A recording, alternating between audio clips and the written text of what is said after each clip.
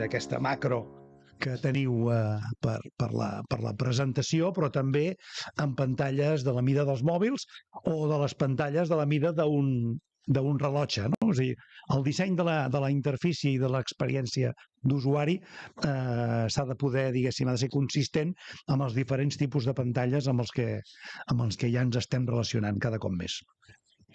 Ella també ho fa des d'una perspectiva que ens serà novedosa en aquest congrés, que és des de la perspectiva de l'educació no escolar, o sigui, de l'educació postobligatòria, de la formació amb empresa i també des de l'educació no formal.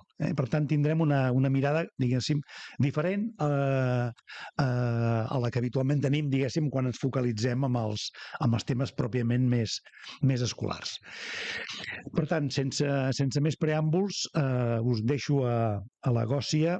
Després tindrem, espero, marge o temps per si hi ha preguntes, qüestions que hagin sorgit de la seva mirada, diguem-ne, diferent sobre el que és aprendre amb dispositius digitals, i sobretot tenim molt present amb aquesta mirada d'aprenentatge al llarg de la vida, que és el que ja ho ha dit abans a l'obertura del Congrés el conseller, amb aquesta mirada de que contínuament hem d'estar formant-nos.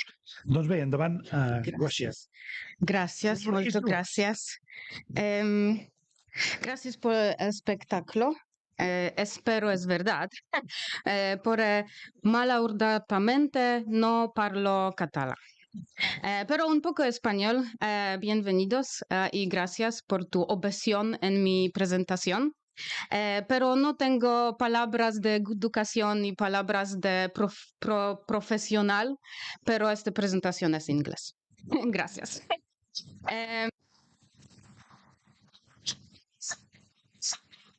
Si algun dia sí que tindré prou vocabulari com per fer-vos una presentació en una ponència en català.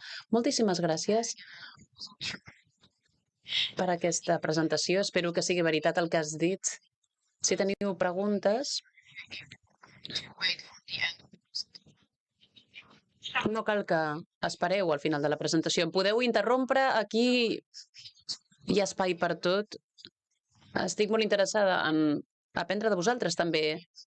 I si hi ha experiències que us agradaria compartir amb mi, m'agradaria que intervingueu en qualsevol moment que vulgueu i no us espereu a que acabi la presentació. Per tant, sentiu-vos lliures de ser espontanis. Per mi sempre és important dir, per començar, que he viatjat bastant. He viscut a 3 països diferents. Això també dona una perspectiva més variada. I segons la meva experiència, vosaltres també teniu moltes perspectives educatives, lingüístiques i culturals.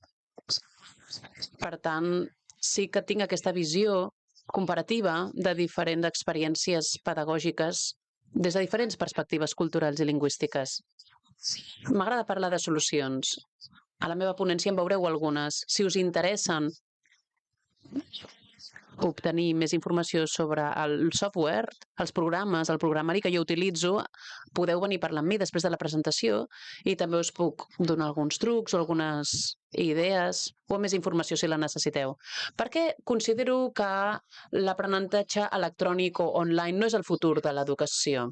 Bé, abans d'entrar en detalls, voldria dir que no tinc accés a la meva presentació. És a dir, no tinc accés ni contactes amb persones que siguin d'extractes molt privilegiats econòmicament ni tampoc persones molt marginades socialment i econòmicament. Per tant, no tinc accés a gent amb moltíssims diners ni persones tampoc famílies de 8 fills que només tenen un dispositiu electrònic per tota la família, per exemple. Per tant, jo em centraré en la meva experiència i la meva recerca que s'ha basat en més aviat classe mitjana, diguéssim. I també m'he centrat en experiències diverses, familiars, que són temes delicats. Si a algú li agradaria ajudar-me a entendre els detalls d'aquestes situacions, jo no les conec totes. però a mi no m'agradaria parlar de certes persones sense donar-los a ells l'oportunitat de parlar per ells mateixos i donar-los una plataforma perquè puguin parlar.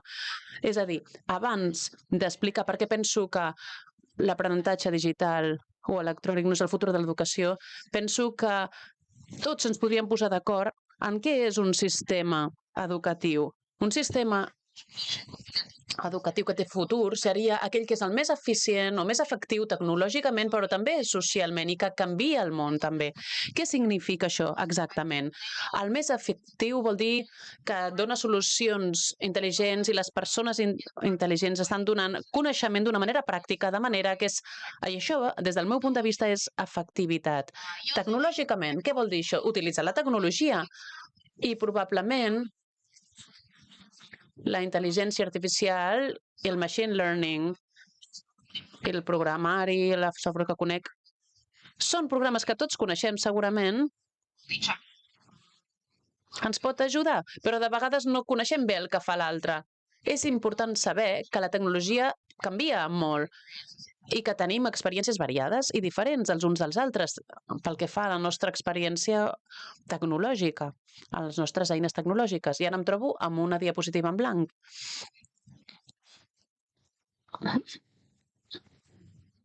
So during technical difficulties, it happens. It happens. Hopefully the presentation is there. But yeah, so generally, we all now are on the same page for the definition of the future of education, just so we know what we're talking about. And for that project, I actually reached out to teachers, mostly from primary schools in Poland and secondary schools in Poland.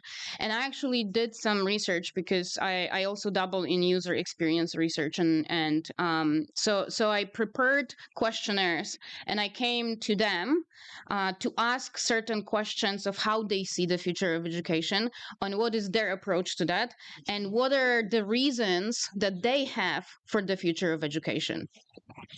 And I also talked to the students as well, a very small group of few students from different schools, and I also got their perspective. So I looked at that so I looked at the reasons that they had, and I put them together. And this presentation will show what the understanding behind the reasons of the future of education is, and why I think that understanding not necessarily is true, and how we can change it and reform it so we can make it true in the future. All right, let's see. Let's take a look at the. Yes. Yeah. I'm inspired. Thank you so much. Apologies. Bé, disculpes per aquestes dificultats tècniques. No, perdoneu que no us haguem posat cap fons musical mentre esperàveu.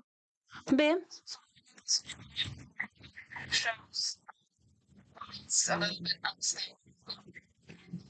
I també seria un dels arguments que podríem donar pel que fa a la inestabilitat d'aquestes eines digitals.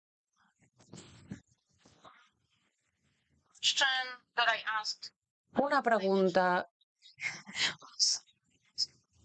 que vaig fer a un parell de professors perquè pensaven que el futur de l'educació era l'educació digital o learning, l'aprenentatge, i és que tots els negocis volien passar a treballar en línia, amb recursos en línia, i passaven d'aquesta mentalitat de feina presencial a feina online.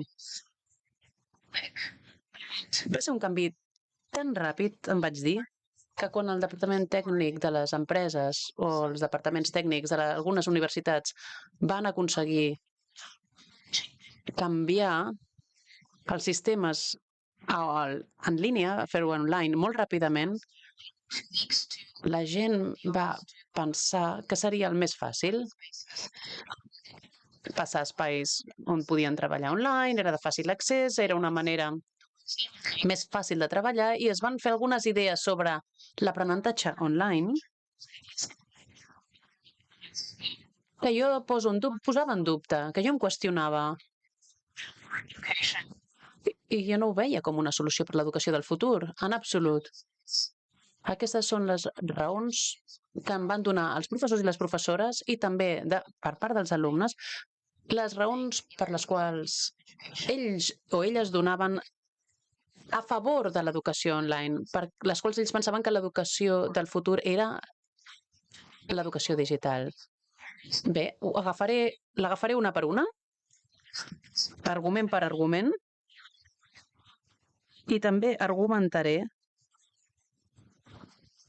quina creença hi ha darrere d'aquest argument, que no és una creença correcta, i li donaré la volta a aquesta creença, a aquesta assumpció, i donaré una nova perspectiva.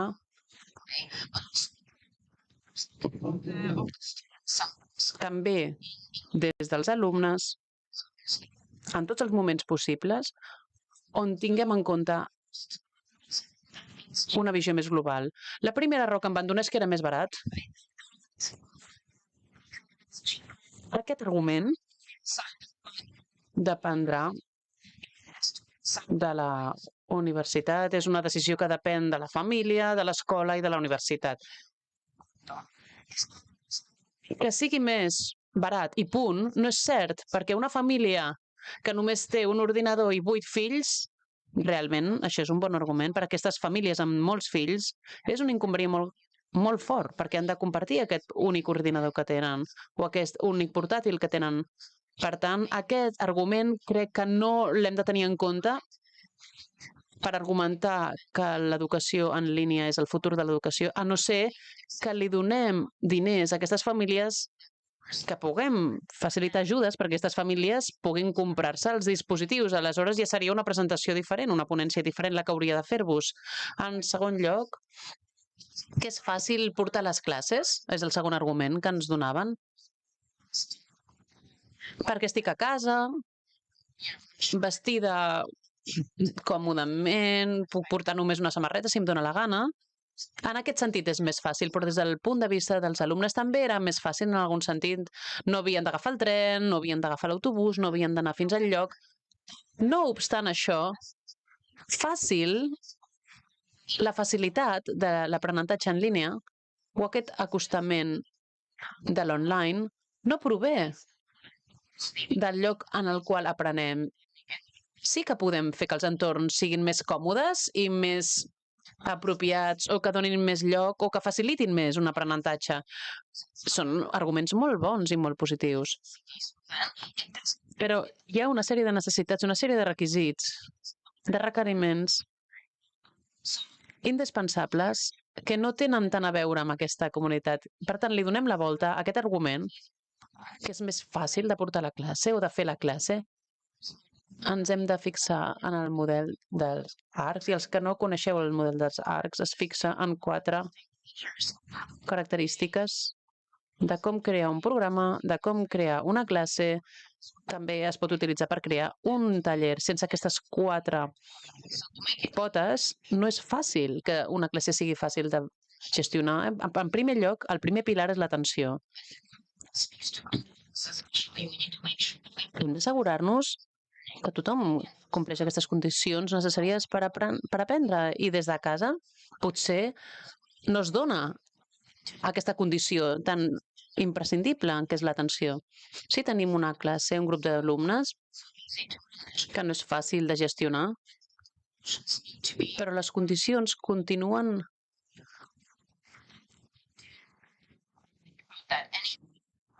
requerint una comoditat. A la pandèmia se'ls hi podria demanar als alumnes si podien tancar la porta, si podien demanar als seus germans que no els molestessin, si estaven còmodes, si estaven en una situació còmoda o bona per poder estar atents a la classe. En segon lloc, la rellevància. Qualsevol projecte, qualsevol exercici hauria de ser rellevant per a l'alumne, fàcil de gestionar, és a dir, en el sentit de que puc donar una tasca a través de Microsoft o a través de Zoom i que sigui una tasca o una feina o uns deures que siguin rellevants. És a dir, encara que sigui fàcil de fer, no tindrà cap efectivitat ni cap eficiència si no és rellevant. Confiança seria la tercera condició. De quina manera es va percebre l'aprenentatge online al principi? Doncs al principi s'entenia com que t'enviava un email amb la feina que havies de fer i els alumnes se'ls deixava sols fent aquella feina, se'ls deixava sols fent aquells deures o aquells exercicis. I clar, aquí es necessiten uns canals d'ajuda i per tant hi hauria una responsabilitat per part dels professors de que estan connectats amb els alumnes i no és fàcil de fer-ho si només se'ls dona informació, se'ls dona uns exercicis. I l'última condició del model d'ARCS és satisfacció. Hi ha d'haver una satisfacció de completar aquesta tasca. No necessàriament amb un resultat excel·lent, però sí que han de sentir-se com que han tingut èxit en el resultat del seu exercici. I això també es pot fer a través de l'aprenentatge online, però no és tan fàcil. Però a través de raonaments i a través d'una sèrie de característiques o d'eines es pot aconseguir una major satisfacció per a l'alumne. Però aquest era un altre argument.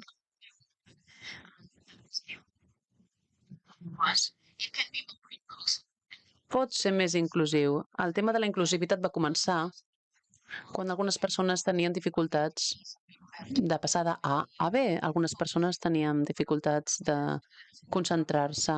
Quan hi havia altres alumnes a la classe que els distreien o que els perjudicaven, i aquesta inclusivitat d'alguna manera pot ser positiva, hauríem de tenir-ho en compte. Sí, però per una altra part, aquesta inclusivitat pot excloure altres persones.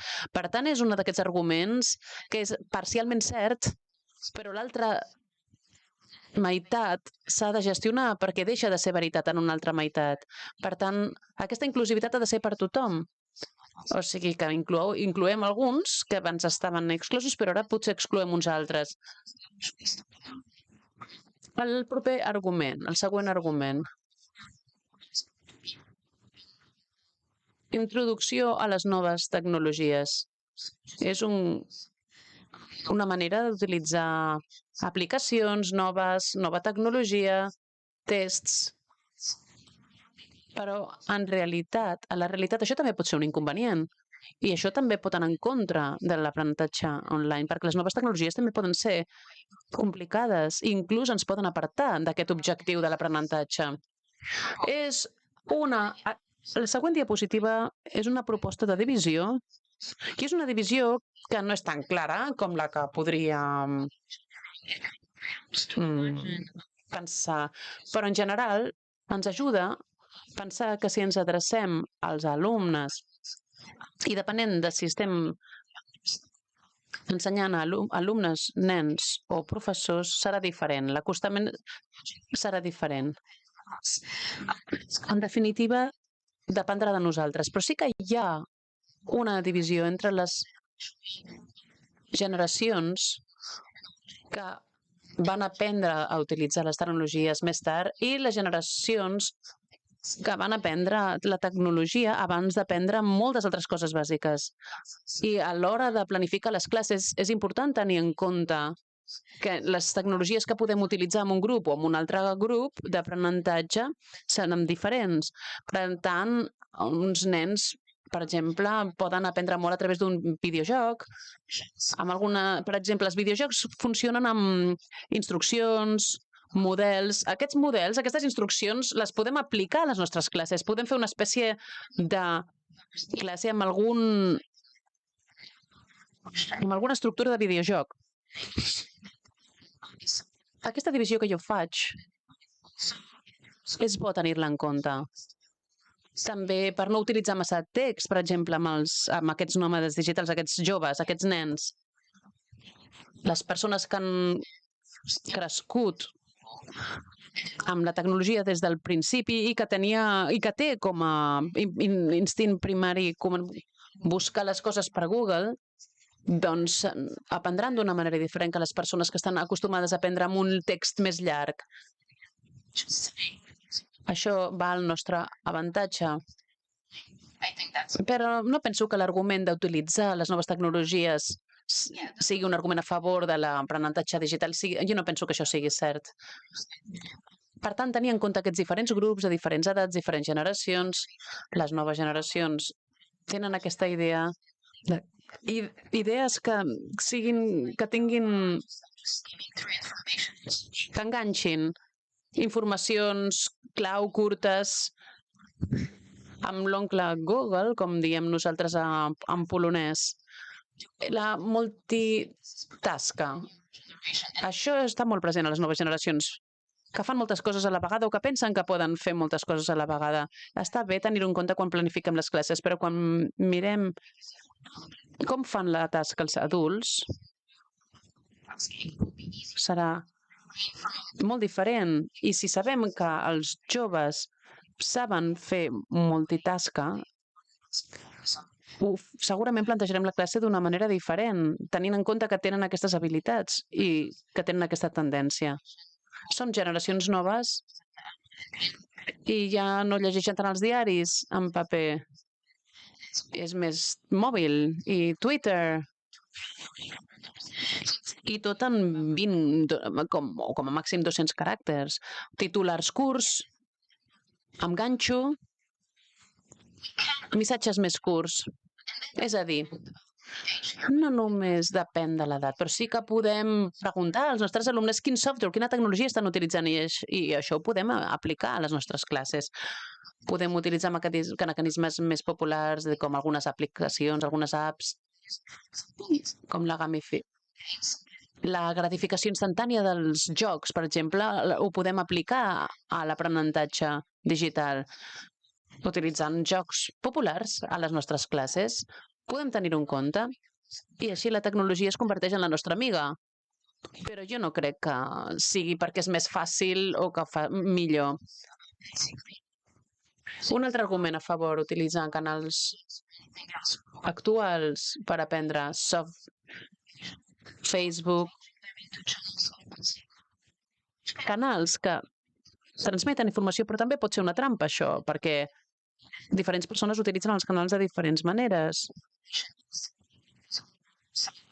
De vegades hi ha la idea que si no llegim el missatge instantàniament a Instagram o a WhatsApp, l'altra persona s'enfadarà. O sigui que l'entorn és molt important. No s'ha de centrar només en el que està disponible o el que és el que està imperant. És a dir, també se'ls ha d'ensenyar que aquesta immediatesa no és obligatòria. Algunes de les coses d'aquesta llista jo no les conec tampoc, però són diferents maneres d'aprenentatge online. I és una cosa bonica de l'aprenentatge online. Podem fer una barreja amb situacions actuals, amb diferents eines, i ho podem utilitzar al nostre favor. Vídeos. Podem utilitzar vídeos, però d'una manera conscient, diguéssim. Amb consciència, no només per fer-ho, sinó amb consciència i com a part de la planificació de la nostra classe. Aleshores sí que serà el futur. Que és més... Un altre argument a favor de l'educació online és que implica més als alumnes, que els fa posar més atenció, que els fa interessar-se més. Si hi ha molts tests, o moltes informacions d'aquesta manera, amb aquesta presentació, farà que els interessin més. Però això no és cert, ho sabem. Depèn de qui està liderant la classe, depèn de quin professor o professora, com ho està fent. Per tant, hem de repensar això. No pel fet de ser digital, no pel fet de ser una presentació online, serà més interessant. De vegades menys és més.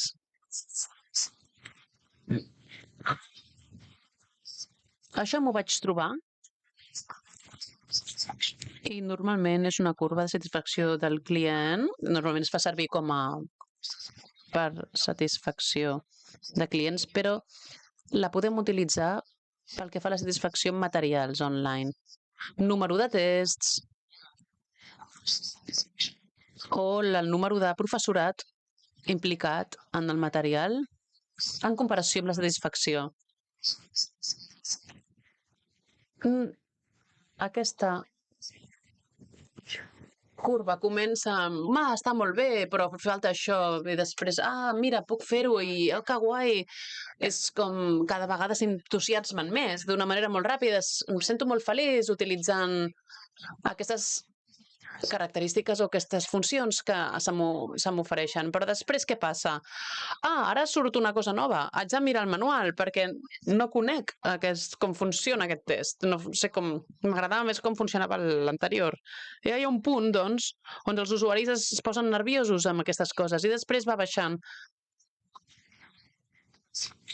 I es va convertint en menys funcional i menys feliç, i al final cada vegada hi ha menys satisfacció i la gent acaba canviant d'app o pensen, vaig a canviar-me de classe, de curs, perquè aquest no m'agrada, no manté el meu interès. És a dir, pel que fa a mantenir l'usuari implicat, no és només utilitzar la tecnologia per utilitzar-la. S'ha de mantenir aquest vincle amb l'usuari, amb l'alumne, amb l'estudiant. S'ha de fer d'una manera lògica, sempre tenint en compte que és educació i formació, i sempre pensant en la persona a la qual estem donant aquesta informació, aquesta informació rellevant que estem donant, que realment li interessi. Per tant, ho farem més implicador o més animant si aquestes tasques, aquests jocs, aquests projectes tinguin sentit, és a dir, que siguin apropiats per l'objectiu, pel nostre grup objectiu. Perquè si ells no volen jugar a aquest joc, encara que el joc sigui molt xulo, perquè el contingut no és rellevant per a ells, no tindrà cap sentit. L'equilibri. Equilibri en què aquest material extraordinari realment doni resposta a les necessitats reals dels alumnes. De vegades també hem de deixar una mica de temps per reflexionar i centrar-nos en una tasca concreta, en els objectius i en l'aprenentatge que està tenint lloc, no només centrar-nos en obtenir punts o obtenir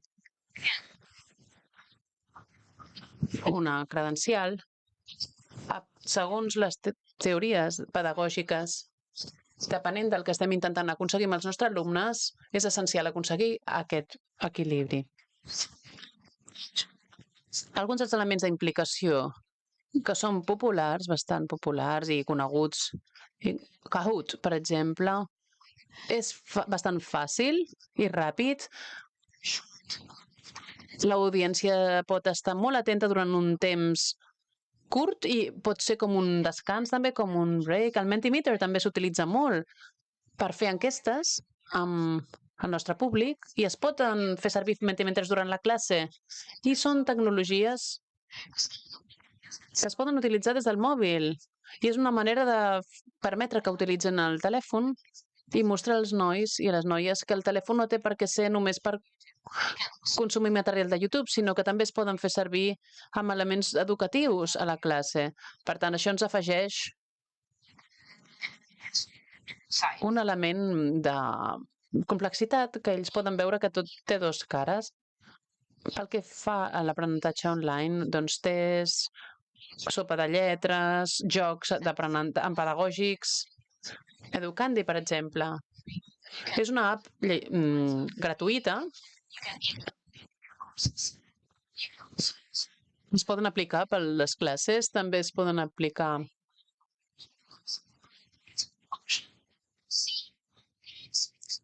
i es poden enganxar en alguns documents de Word i poden ser adients per segons quins coneixements. Flippity és una altra versió que es pot utilitzar per tests i tasques que tinguin sentit, esclar.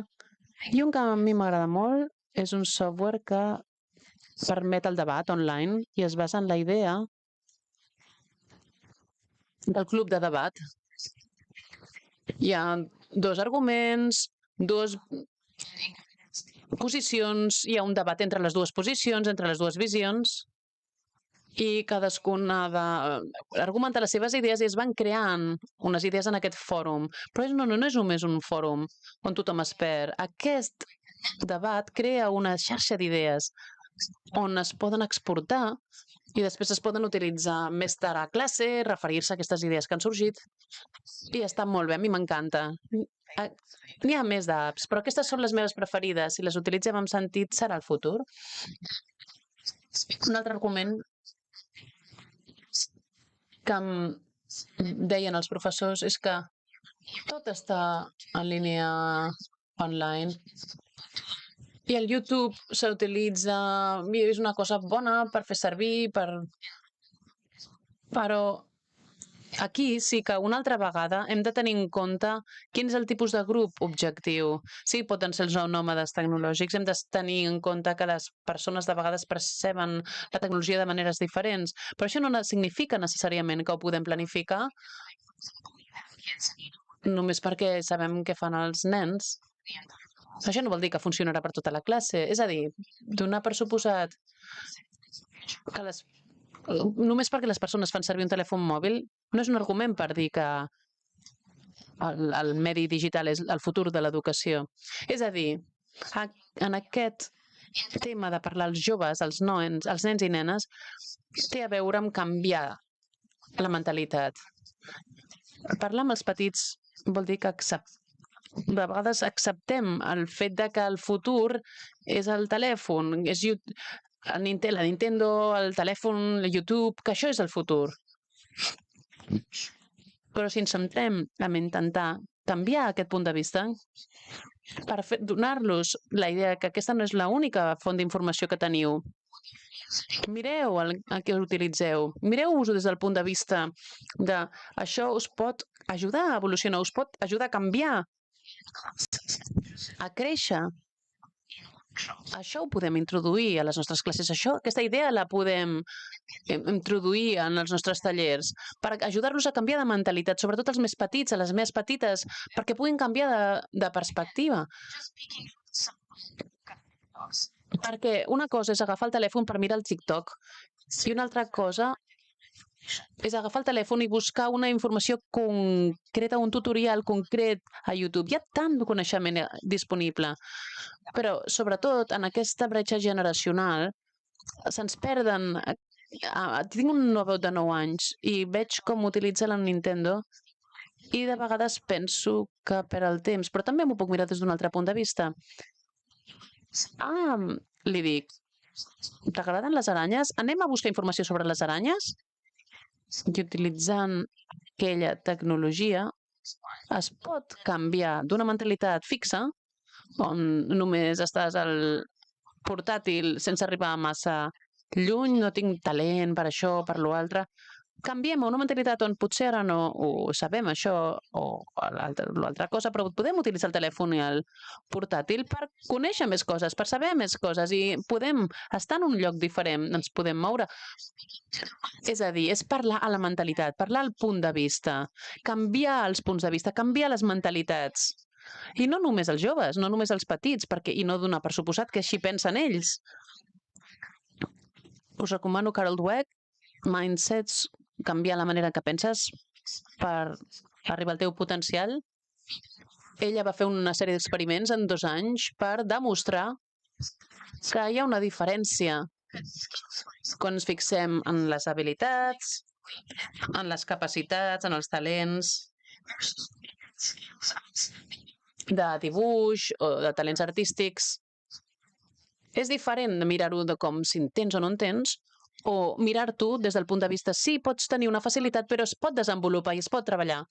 Següent argument, la personalització. Recentment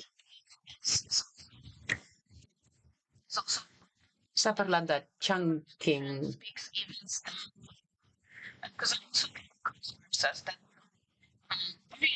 Sí, la personalització és important, però el que es fa ara és fragmentar molt, chunking en el sentit de fragmentar. I és el perill de fragmentació, on cada persona acaba aprenent sola, aïllada. Les coses s'han de fer amb una estructura personalitzat, però no fragmentat. Estem aquí com a professors, educadors, educadores a la comunitat educativa, també per ajudar que les persones trobin la informació i puguin forjar-se un camí cap on volen anar. Per tant, sí, la personalització és important. No es tracta de donar informació a tots la mateixa, enviar-los tot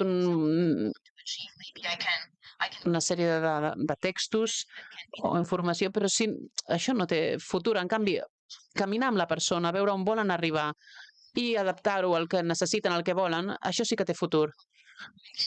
Així doncs, el microaprenentatge de vegades es pot fer més fàcil amb el digital, amb l'online, però hem de vigilar que aquest microaprenentatge no es converteixi en fragmentació. Sempre ha de tenir una relació amb el panorama ampli, comú a tots. Sí, fragmentar el contingut, però no fragmentar l'alumnat. Hem de passar del nivell 1 al nivell 2 i després al nivell 3, però de vegades ens falta experiència pràctica en els cursos.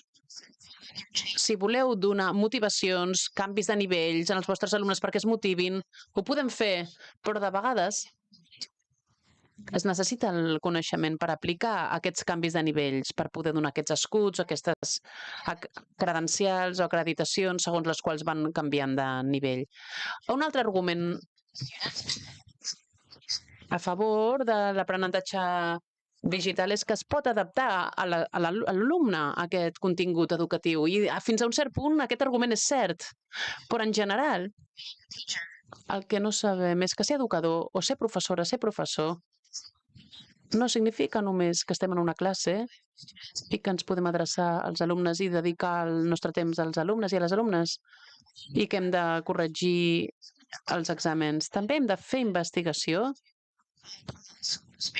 i això té a veure amb el nostre equilibri professional i de vida personal. Ens hem de recordar nosaltres mateixos què volem per nosaltres i això s'aplica també als alumnes.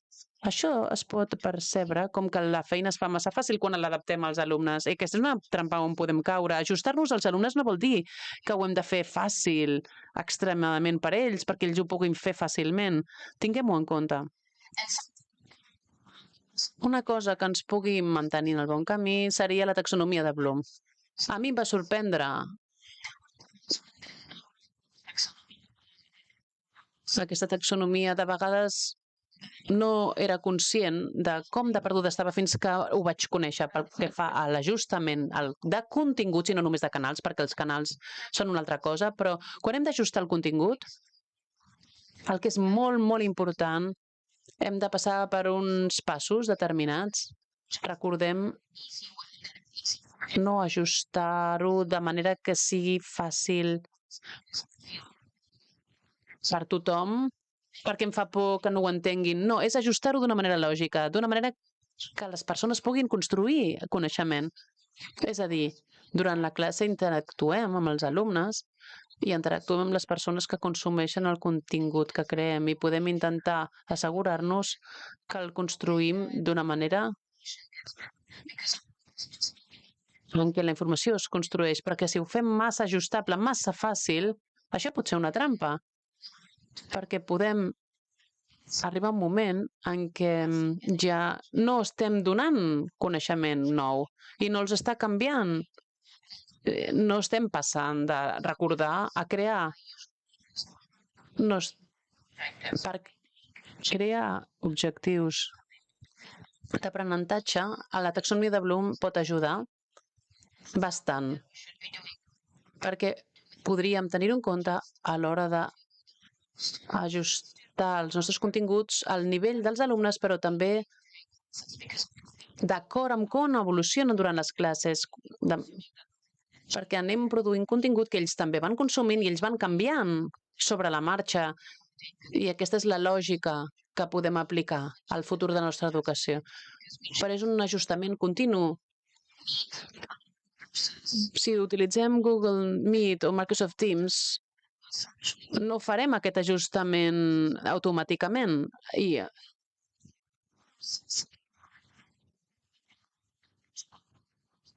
També hi ha la taxonomia de Bloom digital i es pot ajustar d'una manera en comptes d'utilitzar la taxonomia en els llibres de text, podem aplicar amb el software.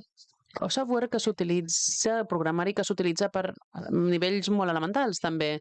Google Docs, per utilitzar les parts que s'han de recordar o memoritzar.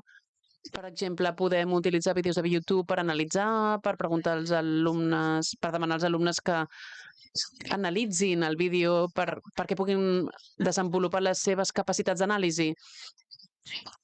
O sigui que utilitzem tecnologia, però amb sentit, i la podem utilitzar segons la taxonomia de Bloom que es va crear només per tasques escolars. És bonic, penso, que hagi evolucionat cap al que està disponible també digitalment i ara s'aplica, doncs, al coneixement digital també.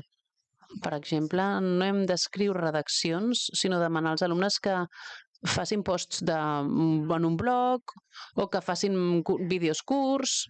Això penso que és molt bonic, és una evolució bonica per mi.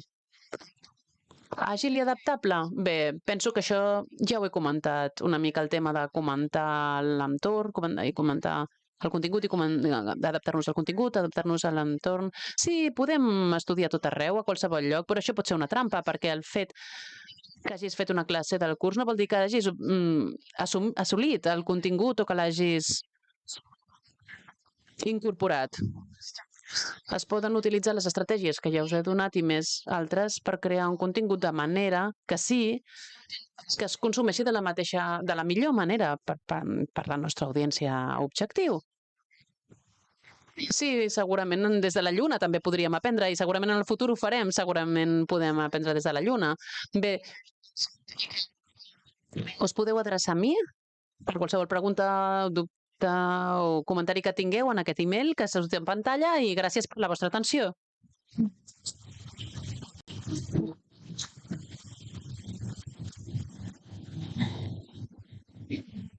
Thank you very much. Thank you. For recovering the time and having the resilience.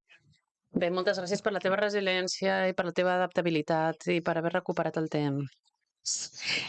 Una reacció, qüestió candent que vulgueu comentar. No pregunta. No preguntes, no hi ha... Nunca. Well, hopefully it gave you some ideas to how you produce content. Espero haver-us donat idees sobre com produir el contingut. I al final és igual si ho feu per alumnes joves, per nens o nenes, o si ho feu per la feina, que és on jo treballo, normalment en formació més laboral, o si són estudiants universitaris. O fins i tot si feu escolarització a casa amb els vostres fills, homeschooling. Espero que us hagi servit. Moltes gràcies pel vostre temps.